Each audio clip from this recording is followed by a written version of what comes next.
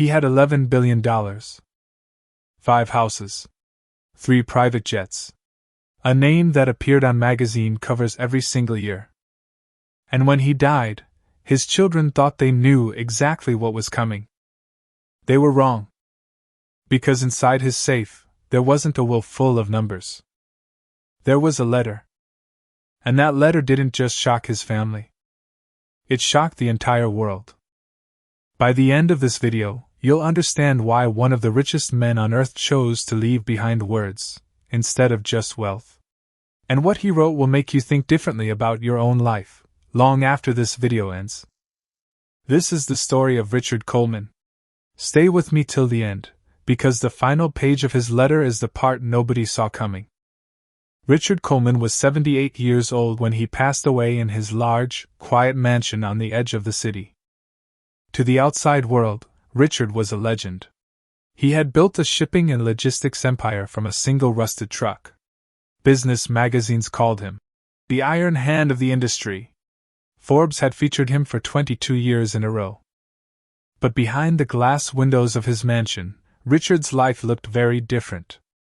His 3 children, Daniel, Sophia, and Michael, had grown up mostly without him. Nannies raised them. Private schools shaped them. And a father who was always on a call or closing a deal watched their childhood pass by through a phone screen. By the time Richard turned 70, his children were successful adults. Daniel ran a hedge fund. Sophia was a well-known interior designer. Michael managed real estate investments. All 3 were wealthy in their own right, but none of them were close to their father. Holidays were quick phone calls. Birthdays were expensive gifts sent by assistants, not father. Richard knew this. And in his final years, alone in that giant mansion, he began to feel something he had avoided his whole life. Regret. He would sit by the window some evenings, watching the sun go down over the city he had helped build, and wonder, what was it all for? He had the money. He had the power. He had the name. But he didn't have his children's laughter around the dinner table. He didn't have grandchildren climbing onto his lap. He didn't have someone who simply wanted to sit with him, not because he was rich, but because he was their father. That was the real problem in Richard's story. Not a business problem. Not a money problem. A human problem. And it's a problem many people, rich or not, quietly carry inside them. To understand why Richard's last letter shocked everyone, you need to understand where he actually came from. Richard wasn't born into money. He was born in a small rented apartment above a bakery, the 3rd son of a shoemaker and a seamstress. His family barely had enough to eat some winters. At age 12, Richard started working, carrying crates at the local docks after school, earning just enough to help his mother buy bread. He never forgot the cold mornings, the tired hands, the feeling of going to bed hungry. So when Richard finally built his fortune in his 30s, he made himself one promise: his children would never feel that kind of hunger. Ever. And he kept that promise, but in doing so, he made a mistake that many successful people make. He gave his children everything money could buy, and almost nothing that money couldn't. He believed, deep down, that comfort was the same thing as love. That paying for the best schools, the best vacations, the best of everything was how a father showed he cared. He thought there would always be more time later, after this deal, after this merger, after this next milestone. But life doesn't wait for later. By the time Richard realized what he had actually given his children, and what he hadn't, his health had already started failing. A heart condition slowed him down in his early 70s. Doctors gave him warnings. Richard, stubborn as ever, kept working. It wasn't until his final year that he truly stopped. And in that quiet, slower year, alone with his thoughts, Richard began writing something. Not a business plan. Not a new investment strategy. A letter. He wrote it slowly, over many months, revising it again and again. He told his lawyer it was the most important document he would ever create, more important than any contract he had signed in 50 years of business. Nobody, not even his children, knew what was inside it. The reading of the will. 3 weeks after Richard's funeral, his 3 children sat in a long wooden meeting room with the family lawyer, Mr. Whitfield. The mood was tense. Everyone assumed this would be a simple formality, signing papers to divide an $11 billion fortune between the 3 of them. Daniel, the eldest, leaned back in his chair, already mentally planning how he'd expand his hedge fund with his share. Sophia sat quietly, thinking about the new design studio she wanted to open. Michael scrolled through real estate listings on his phone, waiting for the boring part to be over. Mr. Whitfield cleared his throat and opened a plain envelope. "Your father," he said, "left specific instructions. Before I read the official will, he asked that I read this letter aloud, in full, to all 3 of you together." The room went silent. Mr. Whitfield began to read. The letter begins. "My dear Daniel, Sophia, and Michael, if you are hearing this, then I am no longer with you, and I am sorry I am not there to say these words to your faces. I was always better with numbers than with words spoken out loud. So let me try, one last time, to say what I should have said many years ago. I built a company from nothing. I turned one truck into a fleet of thousands. I turned a small idea into a name known across the world. I am proud of what I built. But I am not proud of how I built it. I built it while missing Daniel's football games. I built it while missing Sophia's school plays. I built it while missing Michael's first steps, because I was in a meeting on the other side of the world, closing a deal I don't even remember the details of today. I told myself, again and again, that I was doing it for you. That every dollar I earned was a gift to my children. I believed that if I gave you comfort, I was giving you love. I was wrong. Comfort and love are not the same thing. I understood this only in my final year, when the house was quiet, and none of you were in it." Daniel shifted uncomfortably in his seat. Sophia's eyes had already begun to fill with tears. Michael had put his phone down completely. The middle of the letter, the twist. Mr. Whitfield continued reading. "By now, you are likely expecting to hear how my fortune will be divided between the 3 of you. Let me explain what I have decided, and more importantly, why. 10% of my estate, a little over $1 billion, will be divided equally between you. This is enough for each of you to live comfortably for the rest of your lives, if you are wise with it. It is not a small amount, and I do not give it lightly. The remaining 90% of my fortune will be placed into a foundation I have quietly built over the last 5 years, the Second Chance Foundation.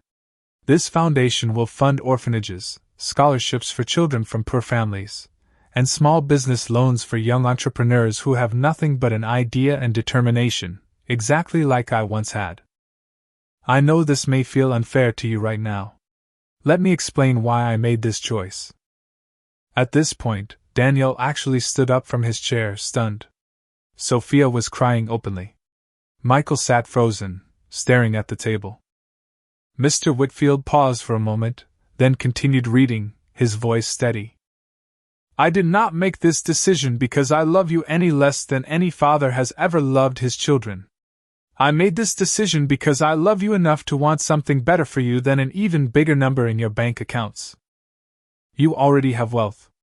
You already have success. What none of you have, what I failed to give you, was a father who showed up.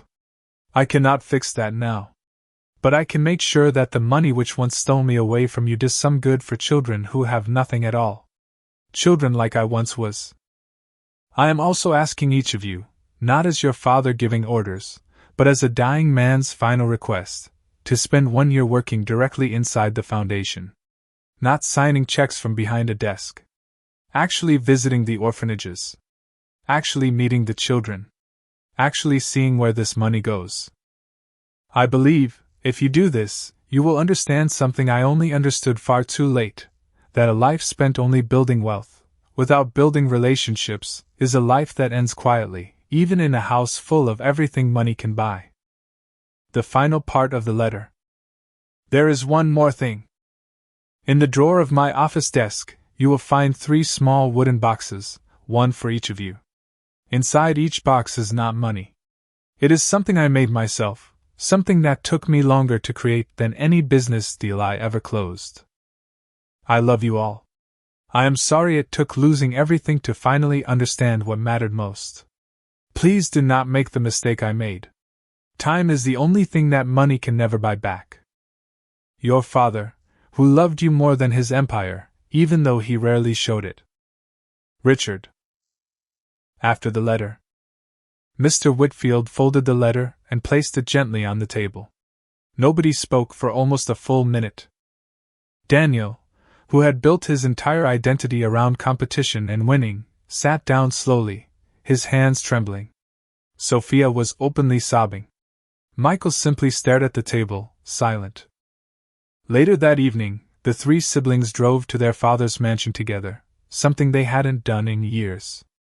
In his office desk drawer, exactly as the letter described, were 3 small wooden boxes, each engraved with one of their names. Inside Daniel's box was a small wooden toy truck, hand-carved and clearly old. A note beneath it read, "I made this the year you were born. I never gave it to you. I was always going to give it to you later. I'm sorry later never came." Inside Sophia's box was a handwritten, unfinished letter, the first page of what looked like the beginning of a storybook. The note read, "You used to ask me to tell you a story every night. I always said tomorrow. This is that story.